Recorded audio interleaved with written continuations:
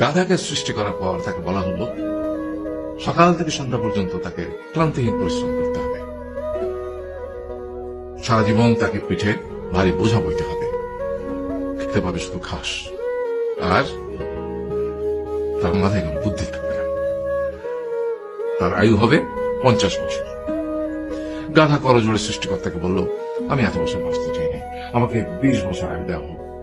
সৃষ্টিকর্তা সেটাই মঞ্জুর করলেন।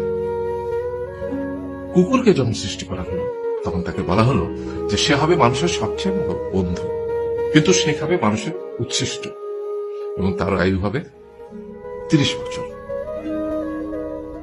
কুকুর সৃষ্টিকর্তাকে বললো, আমি এত বছর বাঁচতে চাই না, আমাকে 15 বছর আয়ু দেওয়া হোক। সেটাই মঞ্জুর করা হলো।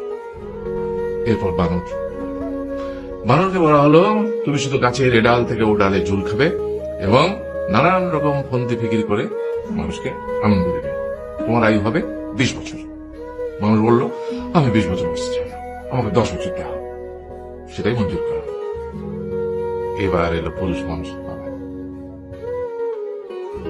তাকে বলা হলো যে তুমি হলে প্রাণীগুলোর মধ্যে সবচেয়ে বিচক্ষণ এবং বুদ্ধিমান, সেই জন্য তোমাকে প্রাণীদের শিরোমণি করা হলো এবং তোমার আয়ু হবে 20 বছর।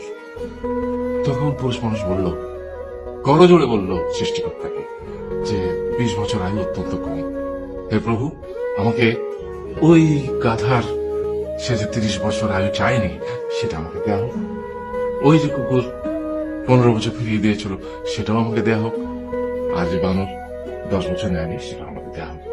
20 বছর অত্যন্ত কম, আমি দীর্ঘদিন বাঁচতে চাই। সৃষ্টিকর্তা সেটাও মঞ্জুর করলেন। তারপর কি হলো? সেই থেকে ছেলেরা পুরুষ মানুষ হিসেবে বাঁচে 20 বছর, তারপরের 30 বছর সংসারের বোঝা পিঠে করে বয়ে বেড়ায়, সেটা কার মতো? গাধার মতো। তারপরের 15 বছর সে তার ছেলেমেয়েরা যা দেয় সেই রকম ঠিক কুকুরের মতো উচ্ছিষ্ট খেয়ে বাঁচে। আর তারপরে বৃদ্ধ বয়সে ঠিক বানরের মতো, যেমন গাছের এডাল থেকে ওডাল ঝুল খায় বানর, তেমনি এই ছেলের বাড়ি থেকে ওই ছেলের বাড়ি, আর নানান রকম ফন্দিগির করে তার নাতি নাতনিদের আনন্দ দেওয়ার চেষ্টা করে।